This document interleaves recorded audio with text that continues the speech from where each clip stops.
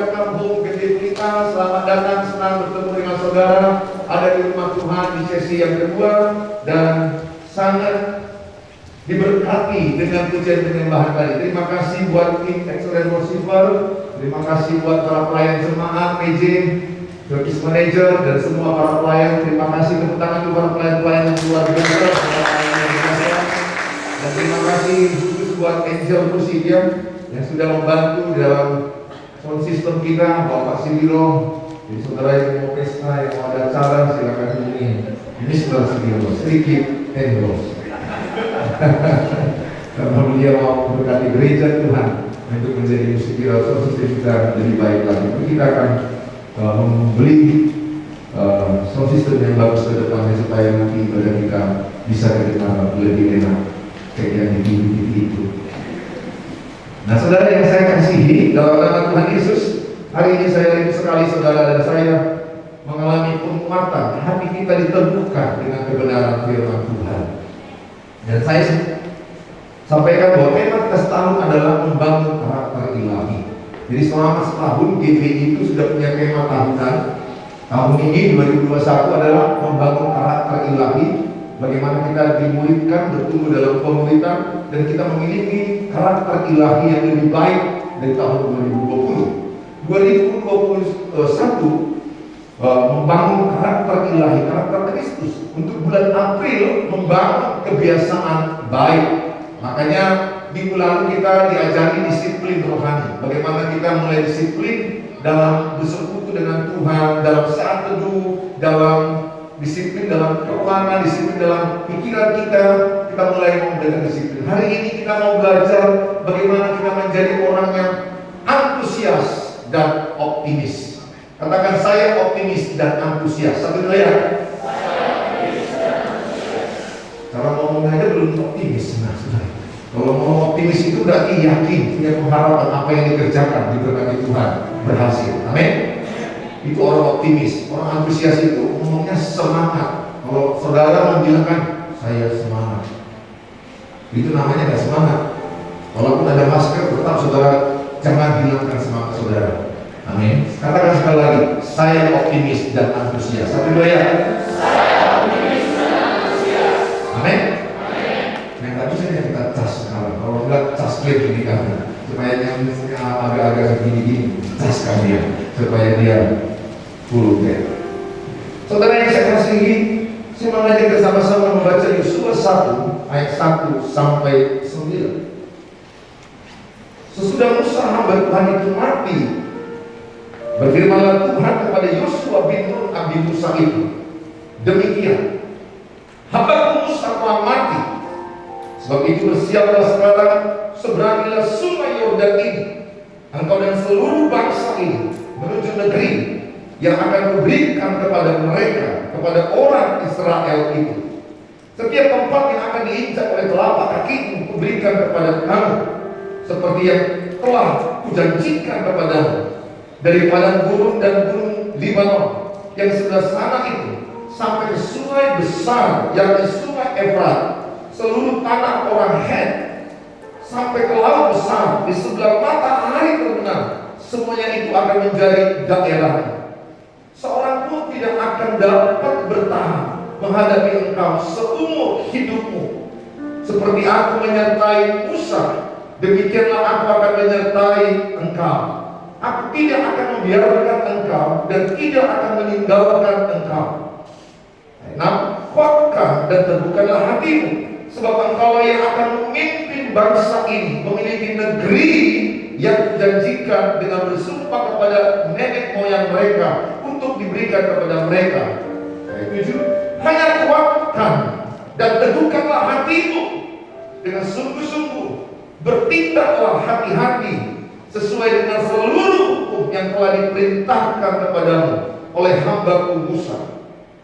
Janganlah menyimpang ke kanan atau ke kiri, supaya kau beruntung kemanapun engkau pergi. Janganlah kau lupa memperkatakan kitab Taurat ini, tetapi renungkanlah itu siang dan malam, supaya engkau bertindak hati-hati sesuai dengan segala yang tertulis di dalamnya. Sebab dengan demikian perjalananmu akan berhasil dan engkau akan beruntung. Ayat 9 sama-sama kita baca, 1 2 ya. Bukankah telah kuperintahkan kepadamu, kuatkan dan teguhkanlah hatimu.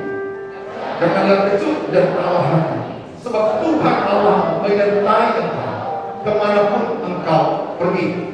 Dan cerita ini adalah setelah Musa mati, meninggal, maka meneruskan orang Israel yang jumlahnya ini lebih kurang 2 juta orang dari perbudakan tanah Mesir kepada tanah perjanjian, kepada tanah Kanaan. Mereka banyak 2 juta. Jadi ketika matinya Musa, Tuhan langsung berfirman kepada Yosua. Tuhan yang menyuruh Yosua, Yosua, siapkan diri, rebut tanah perjanjian. Aku menyertaimu. Siapakah Yosua? Yosua ini orang yang belum pengalaman memimpin, belum terlalu banyak jam terbang untuk menghadapi musuh. Dia merasa ini PR yang berat. Seperti mungkin bagi dia berkata ini impossible, ini gak mungkin, bagaimana bisa? Karena dia tahu bahwa ini tugas yang berat. Sedangkan si Musa aja tuh mereka lawan. Orang Israel itu keras hati, tegar tengkuk, kepala batu. Memimpin orang yang baik aja sulit, apalagi memimpin orang yang keras hati, tegar tengkuk, kepala batu. Semoga cewek-cewek di sini jangan dapat cowok keras hati, tegar tengkuk, kepala batu. Tapi Pak, dia keren. Apa kerennya? Kalau nggak bentuk hati, nggak bentuk kepala. Nanti kita korbannya nilai. Singkat cerita, saudara, ini membuat hatinya si Yosua seperti kecil, tawar. Bagaimana bisa ini PR berat? Tapi Tuhan berfirman kepada dia dengan jelas, kuatkan dan teguhkanlah hati.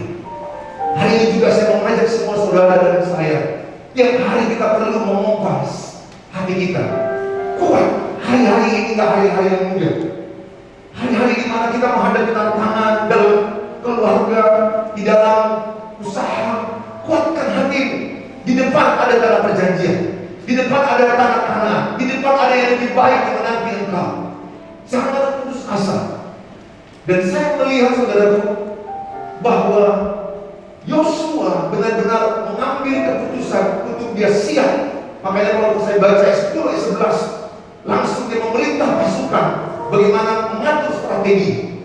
Saya melihat, sama-sama kita akan lihat saudara, pada ayat yang keempat.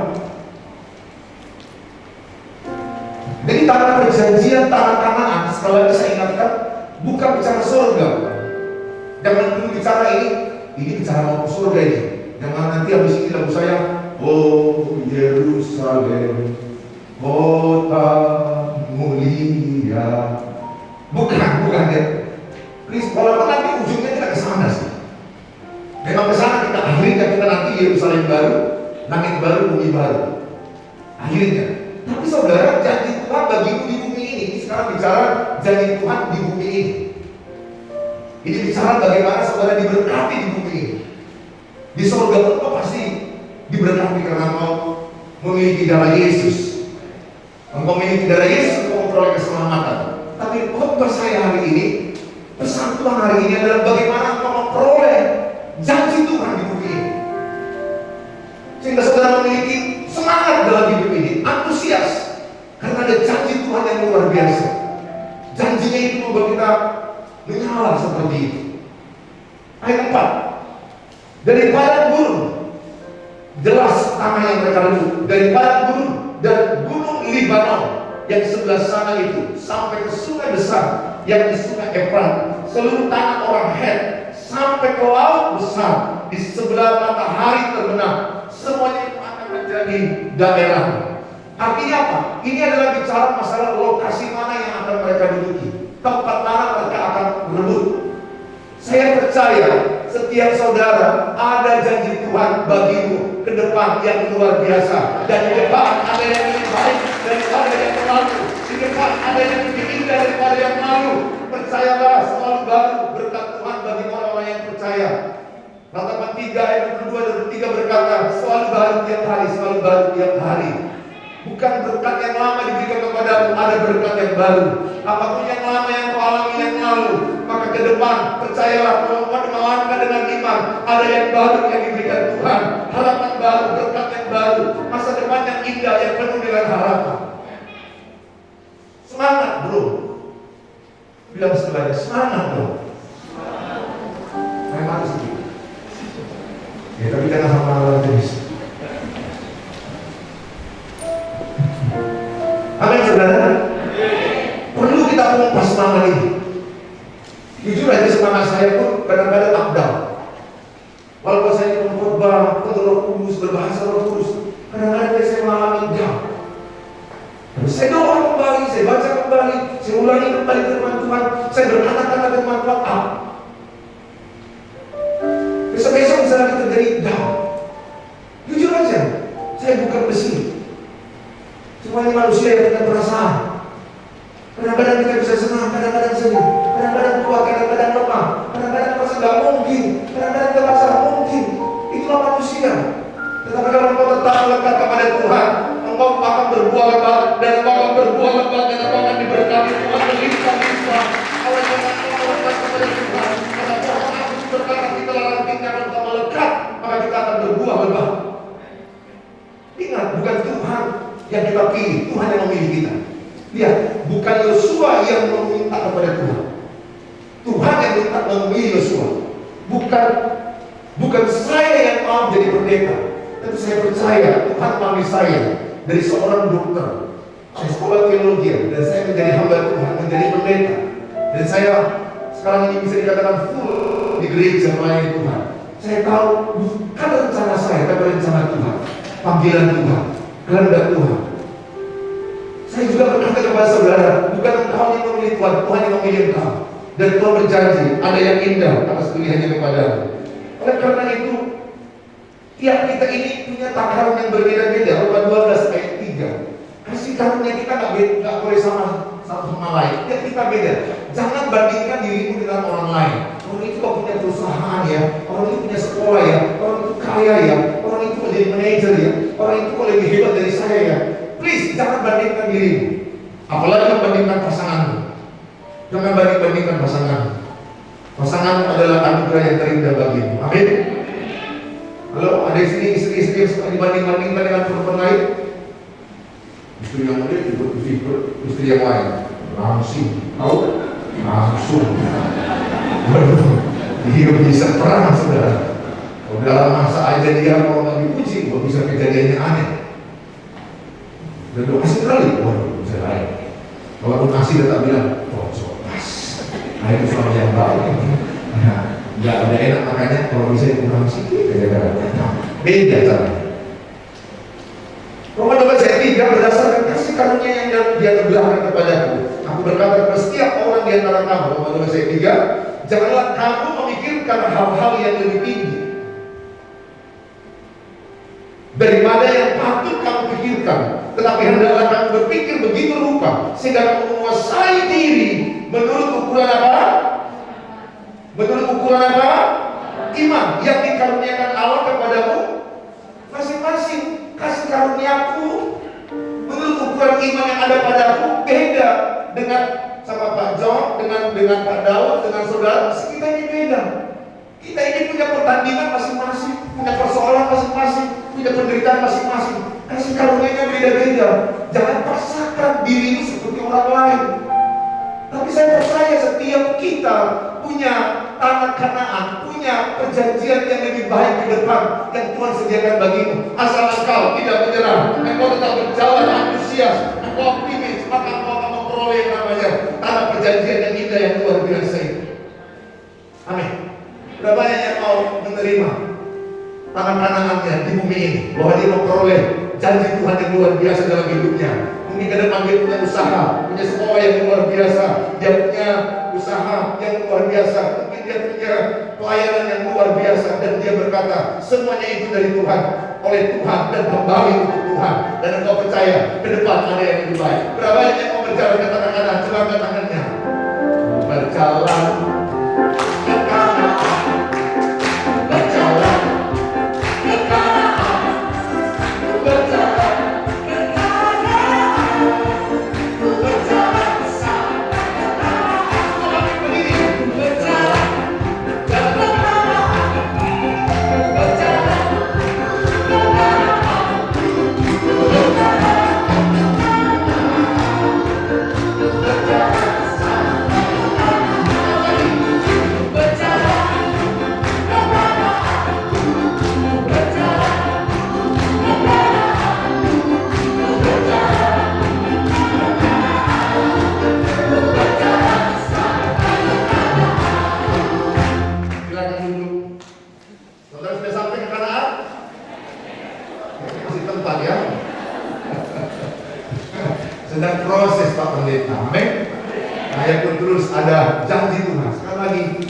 Ini tidak sekedar bicara masalah surga.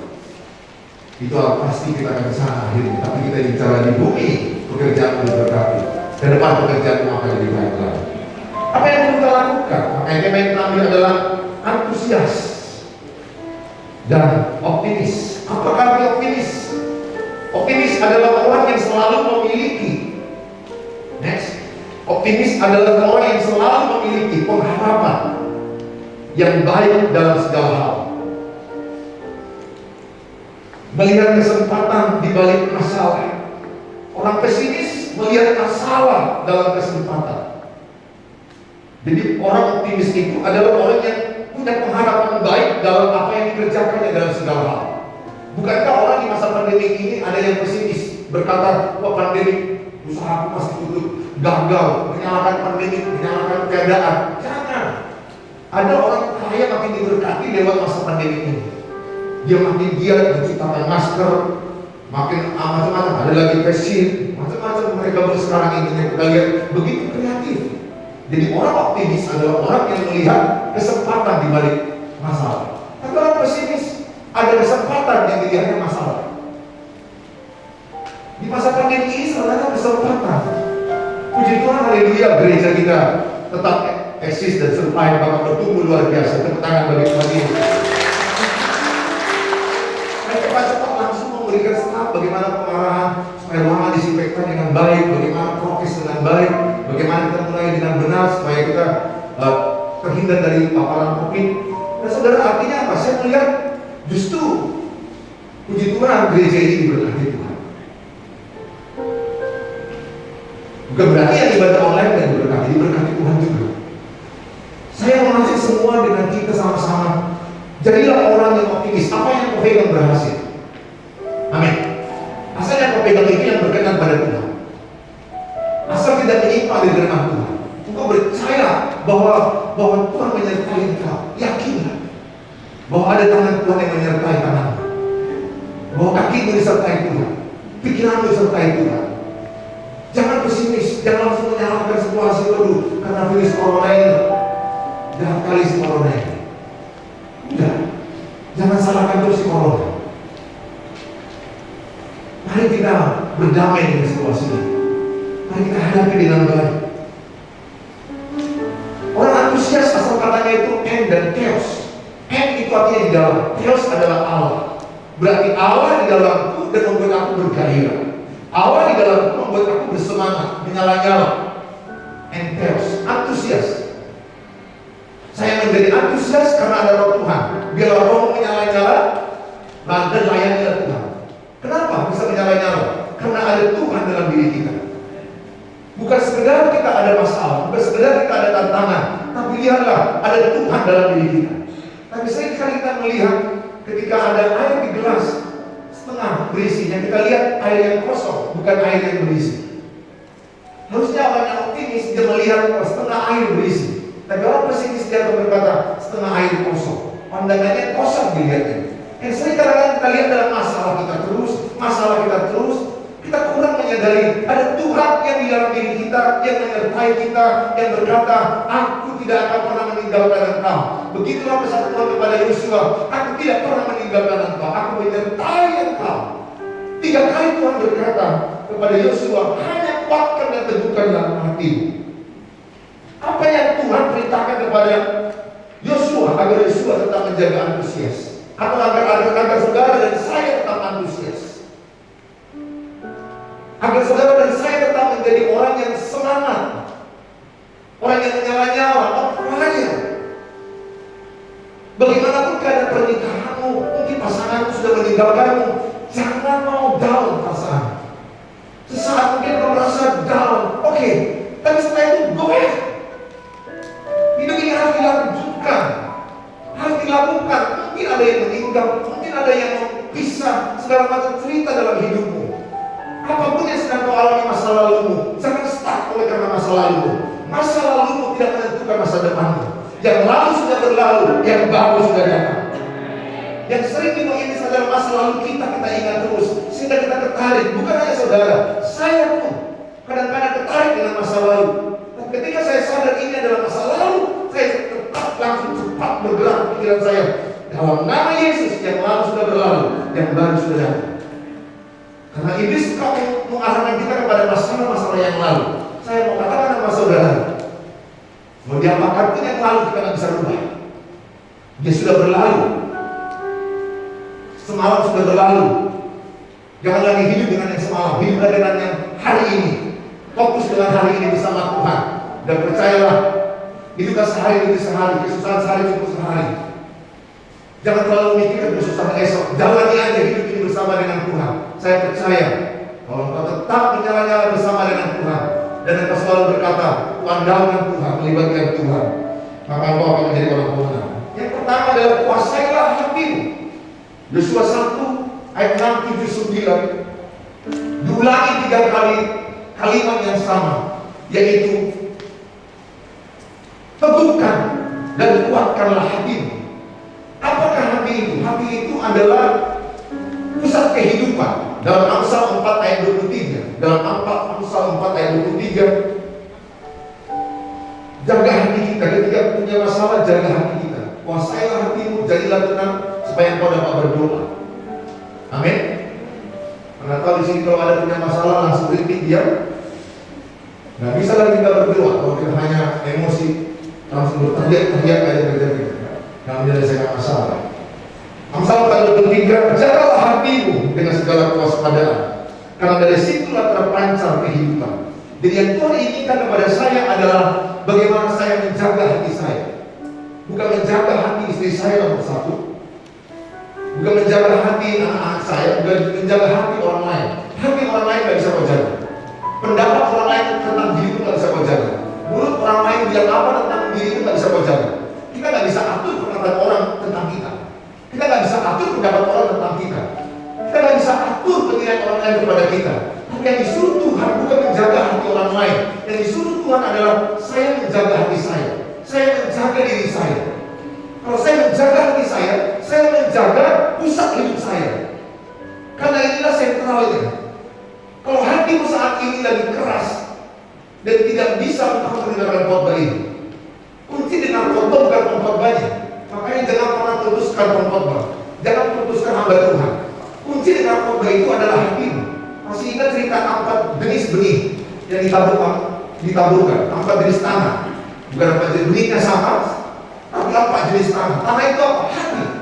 Jadi yang menentukan kita diberkati dengan khotbah bukan pengkhotbah, tapi hatimu. Karena hatimu yang lembut dan gembur ketika dengar firman Tuhan, benihnya tertanam dan bertumbuh dan berbuah. Tapi kalau hatimu keras, pulang gak dapat apa-apa. Oleh karena itu saya mengajak saudara, jaga hatimu, gembok hatimu. Jaga hati berarti kita menjaga pikiran, menjaga perasaan, menjaga perilaku kita. Karena dari situ terpancar kehidupan. Coba seandainya kalau hatimu lagi tidak senang kepada pasanganmu, ketika pasanganmu pulang dari sawah, cantik atau jelek? Jelek ya, jelek. Iya dong. Karena hatinya lagi tidak enak, istrinya lagi capek-capek rebonding, masuk ruang astronot 6 jam, berasap-asap kayak Apollo mau terbang ke bulan. Pertama saya tahu prosesnya begitu berat, waduh. Dan saya tanya, panas nggak Pak? Panas. Dan kemudian kalau pasangan berkata seperti itu, waduh, masih hidup tukang salon ya, kira-kira begitu. Kenapa? Hati lagi gondok. Kalau hati lagi tidak senang, lihat istri pakainya secantik apapun, rasanya jelek. Tapi kalau hatiku lagi senang, hatiku lagi bagus, maka lihat istri pakai daster pun cantik. Kenapa? Hati menentukan cara pandang. Saya mengajak saudara, hatimu yang perlu kau jaga. Makan pun enak itu kalau hatimu enak, betul. Kalau hatimu gak enak, makan yang mahal itu rasanya enak. Oleh karena itu saya mengajak sama saudara, sama-sama kita menjaga hati. Itu yang diharapkan Tuhan kepada Yosua. Kuasailah hatimu, teguhkanlah hatimu, kuatkanlah hatimu. Maka saya mengajak sama saudara, ketika kau punya banyak persoalan, tetaplah kau teguh hatimu, kuatkan hatimu, bahwa badai ini tidak selamanya, badai ini pasti berlalu.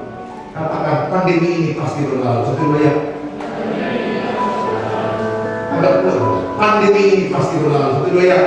Pandemi ini pasti berlalu.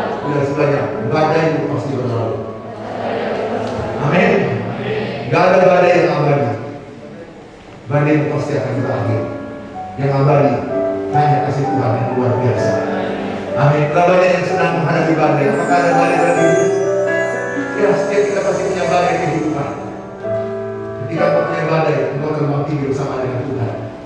Burung Raja Wali terbang tinggi, bukan karena kekuatan sayap, tapi karena badai membuat dia terbang tinggi. Karena angin yang kuat membuat dia terbang tinggi. Saya percaya ketika engkau punya badai persoalan, justru badai persoalan itu mendatangkan kepada kebaikan. Pengalaman itu lapang, Allah turut bekerja dalam segala perkara untuk mendatangkan kebaikan. Percayakan saudara, di balik badai persoalan ada kebaikan Tuhan. Berapa yang percaya di balik masalahnya ada kebaikan Tuhan yang Tuhan sediakan? Angkat tangannya. Haleluya. Di saat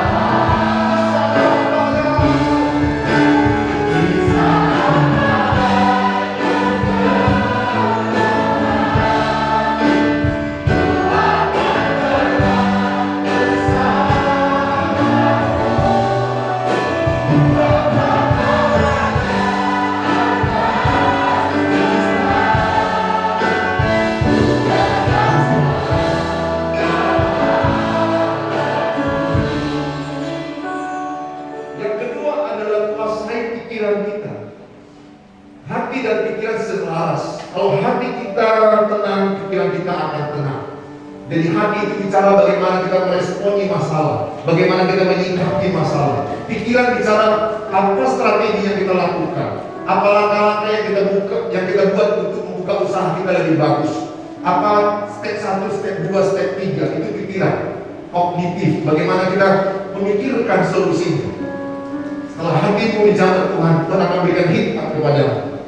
Jadi urapan yang diberikan Tuhan, Tuhan akan berikan hikmat, langkah-langkah yang kita kerjakan. Makanya Yosua 1 ayat 8 ini yang dilakukan oleh Yosua. Janganlah engkau lupa memperkatakan kitab Taurat ini, tetapi renungkanlah itu siang dan malam, supaya engkau bertindak hati-hati sesuai dengan segala yang tertulis di dalamnya. Sebab dengan demikian perjalananmu akan berhasil dan engkau akan beruntung. Sering sekali yang kita ingat di sini apa? Beruntung. Sering kali kita hanya mau beruntungnya, tapi kita nggak mau prosesnya. Yosua yang dilakukannya apa? Diingatkan oleh Tuhan kepada dia, ini yang kau lakukan, menguasai pikiranmu. Renungkanlah firman Tuhan siang dan malam. Di masa-masa pandemi seperti ini, di masa-masa yang kita sedang hadapi tidak mudah. Yang perlu kita lakukan adalah persekutuan pribadi dengan Tuhan. Memiliki waktu saat teduh, memiliki waktu berdoa dengan Tuhan. Tidak karena lamanya kita berdoa, tidak karena 3 jam, 2 jam, tidak karena baca 3 pasal, 4 pasal. Bagi saudara yang bisa 3 pasal, 4 pasal, puji Tuhan. Tapi saudara selalu datang kepada Tuhan, itu yang penting. Andalkan Tuhan. Andalkan Tuhan, artinya ketika kau melangkah kerja, engkau berkata, Tuhan sertai aku. Mungkin kau gak suka doa, ada temanmu doa 2 jam pagi hari. Ada lagi berdoa 1 jam 1 hari. Ada orang baca kitab 3 pasal. Ya udah, masing-masing berjalan dengan ukuran masing-masing. Jangan paksakan. Tapi yang tidak boleh adalah engkau melupakan Tuhan. Yang tidak boleh adalah kita tak melibatkan Tuhan. Mungkin kan kita besar-besarnya kita gak suka baca kitab, sampai kita keluar naik sepeda motor, naik mobil, naik angkot. Kita berkata, Tuhan, aku mengandalkan Engkau. Sertai aku menghadapi pekerjaan ini. Aku udah mulai stres. Mungkin engkau dalam perjalanan bawa sepeda motor berkata, Tuhan, tolong pernikahanku, tolong pernikahanku, selamatkan pernikahanku, pulihkan pernikahanku. Tuhan, tolong anak-anakku, tolong anak-anakku, Tuhan, tolong hidupku. Hanya dengan kata seperti itu aja, itu sudah mengandalkan Tuhan. Tuhan tidak pernah kau disuruh Tuhan, kau udah baca kitab gak dari pagi, belum pasal. Enggak, Tuhan gak gitu modelnya. Kau minta tolong aja, tadi gak baca kitab, belum pasal. Saudara baca itu sangat bagus. Tapi kalau saudara tidak sempat membaca karena sesuatu hal, saudara bisa berkata, aku mengandalkan Tuhan. Aku percaya Tuhan itu bekerja, mendatangkan kebaikan. Tuhan pasti tolong hidupku. Ada kekuatan baru. Oleh karena itu saya melihat Yosua merenungkannya. Merenungkan dalam bahasa Ibrani di sini namanya Hagah. Katakan Hagah. H-A-G-A-H. Haga itu dalam bahasa Ibrani artinya adalah dia merenungkan, membaca firman Tuhan, merenungkan. Setelah merenungkan, dia memperkatakan. Kita diajari memperkatakan firman. Sambil kau jalan, kau bisa katakan, bagi Tuhan tidak ada mustahil. Aku sembuh, aku sehat. Saya katakan itu ketika saya mau khotbah seperti ini pun saya katakan, saya bisa, saya kuat dalam nama Tuhan Yesus. Ketika berjualan, waktu bisa katakan, jualan ini laku, tomat-tomat dan kawan-kawannya laku semua. Maka engkau akan cepat laku. Engkau optimis dan antusias. Engkau berkatakan, anak-anakku kepala bukan ekor, anak-anakku naik bukan turun. Aku percaya kalau Tuhan juga bisa sediakan rumah bagi kami. Engkau semangat dan percaya bahwa aku jadi berkat bagi orang lain. Banyak orang diberkati lewat hidup saya. Banyak orang mengalami kemenangan lewat hidup saya. Artinya apa? Engkau memiliki sikap hati yang antusias dan optimis. Renungkan firman Tuhan siang dan malam. Supaya apa? Maka dikatakan Hagar itu sekali lagi memikirkan firman Tuhan, memperkatakan firman Tuhan, menyanyikan firman Tuhan, Mazmur Daud, dan melakukan firman Tuhan. 4M. Katakan sama-sama, merenungkan firman Tuhan, memperkatakan firman Tuhan, menyanyikan firman Tuhan, melakukan firman Tuhan. Jadi kita bukan hanya pendengar dan pelaku firman Tuhan. Itu Hagar. Makanya Yosua dia kuat karena dia mengandalkan Tuhan. Saya juga kuat di masa pandemi ini karena saya tahu bahwa Tuhanlah kekuatanku. Makanya saya bangun pagi, yang pertama yang saya lakukan berdoa dan baca Alkitab.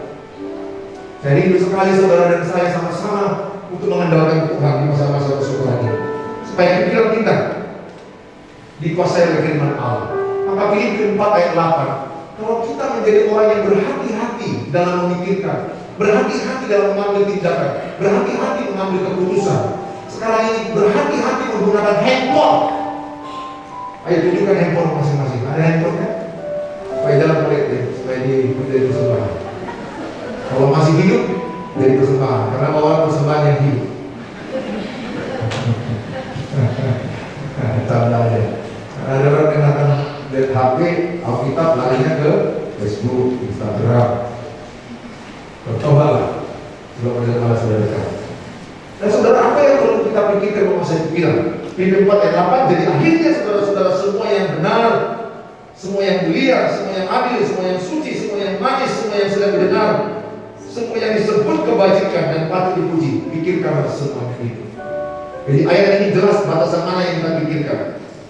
Jangan pikirkan yang salah, jangan pikirkan yang tidak mulia, jangan pikirkan yang najis, jangan pikirkan yang buruk, jangan pikirkan yang tidak sedang didengar.